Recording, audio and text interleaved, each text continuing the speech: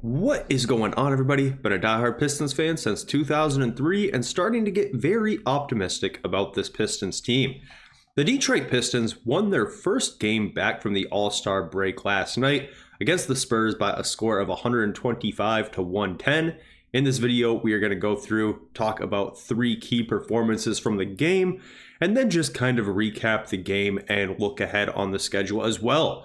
So the first player that we do need to talk about is going to be Jalen Duren, who was absolutely unbelievable last night. He finishes the game with 21 points, 15 boards, 5 assists, a steal, and a block on 10 of 14 shooting. Just an unreal game from Jalen Duren.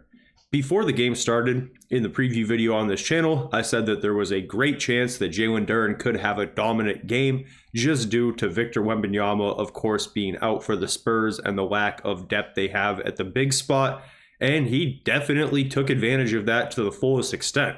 On 2 plays, he had alley-oop dunks from Cade that were just all-world. They'll make the ESPN top 10 today. If they don't, they're definitely in the running and will make a yearly highlight tape for Jalen Duren. And he just looked insane out there.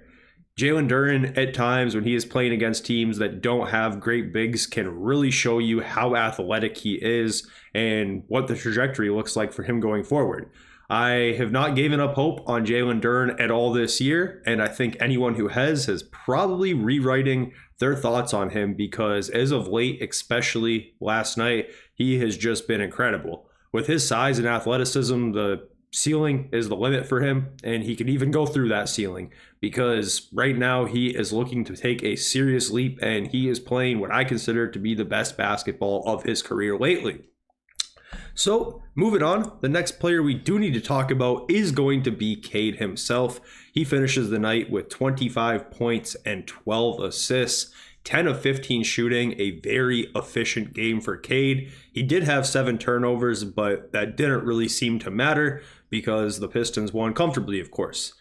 So, the story of the game, and we'll get into it a bit after we recap these players, is going to be just the fact that they played well in the first quarter, not very good in the second quarter, and then when they came out of halftime, they just blew the brakes off the Spurs.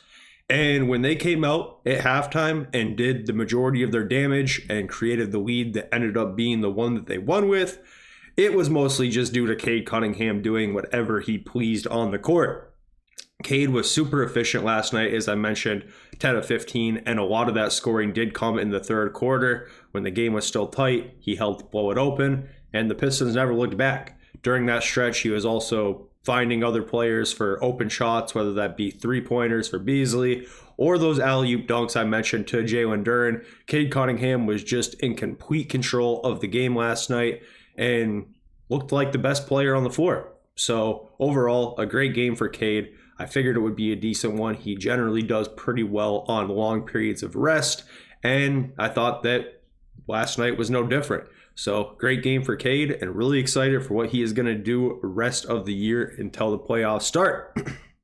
So moving on, the last player we do need to highlight is going to be Tobias Harris. He finishes the night with 22 points, 7 boards, 2 assists, 2 steals. He was 8 of 10 from the floor, also incredibly efficient. 2 of 3 from the three-point line and 4 of 4 from the free throw line. And Tobias Harris carried us in the first half when he really needed to.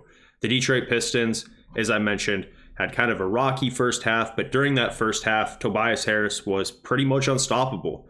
In the first half, he was 6 of 6 from the floor for 18 points, and that is really tough to do. To score 18 points on 6 shots is nothing to scoff at. So Tobias Harris really stepped up in a big way when the Pistons were a little bit cold coming out of the gates as a team, and he carried our offense through the first half. So big time shout out to Tobias Harris. He has been playing the best basketball of his season so far this month.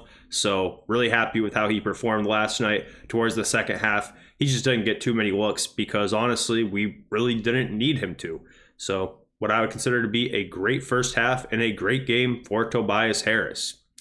So to kind of talk about the game as a whole, it was kind of a weird one because the Pistons got out to a very early lead. They were up by 10 points or so at the end of the first quarter. And then the second quarter just completely swung in the other direction and the Pistons went down by 10.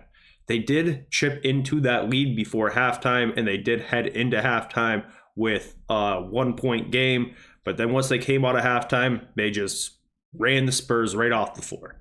So really my main takeaway is in the first quarter, the Pistons looked exactly like the Pistons team that we had saw before All-Star break the last week or so leading up, where they were getting out in transition, having fun, creating turnovers, throwing down lobs on the break, and just playing that brand of basketball that has been really exciting to watch. In the second quarter, the Pistons kind of got into a little bit of a rut when the bench came in. The offense was a little bit stagnant. I know that we've talked about the non-Cade minutes ever since Ivey has went down as being stagnant, and we've kind of held out hope that maybe Dennis Schröder would help change that. But last night in the second quarter, he wasn't really able to do so because when Cade was on the bench during that time, the Spurs were able to go on a big run, and the Pistons really weren't creating that many good shots, and the okay shots they were creating weren't dropping.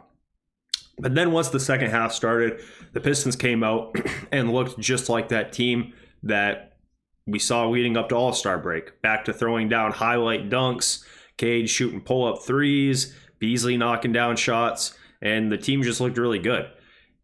It was hard for me to pick 3 players last night to highlight because, of course, Cade, Tobias, and Duren played really well, but guys like Ron Holland had moments, Isaiah Stewart had moments, Ausar had his moments as well, and Beasley shot the ball pretty good. So overall, I would consider this to be a pretty good game for everybody on the team, and just another good team win against a team that we should have beat. So really happy with how last night turned out. So to kind of look ahead, the Pistons do have a game tomorrow, Sunday, against the Atlanta Hawks. That will be a pretty important one as the Hawks still are in the Eastern Conference playoff contention. So a loss on their record and a win on ours would go a long way. And to kind of look around the rest of the NBA last night, the Bucks did win and the Magic did lose. So going to be keeping a close eye on those few teams. Also the Heat and the Pacers as well as we close out the year, because how they do is going to be directly correlated with our seeding and success for the rest of the regular season. So overall, a really, really good game. It is disappointing that the Pistons were not able to play Wemby this year. I was really interested to see how they would go about trying to contain him and if Jalen Duren would be able to potentially cause some issues for him in any way at all. The Pistons game against the Spurs last night was their first of 2 of the year, so no chance to play Victor Wembanyama this season, and last season I don't think he played in more than just one of the 2 games we played. So the Pistons have not had a real chance, really, besides maybe once, to play Wembanyama since he has been in the league. Hoping the best for him, but last night Pistons were able to take care of business, and that is what has me excited this morning. So let me know what you guys think, and we'll catch you up soon.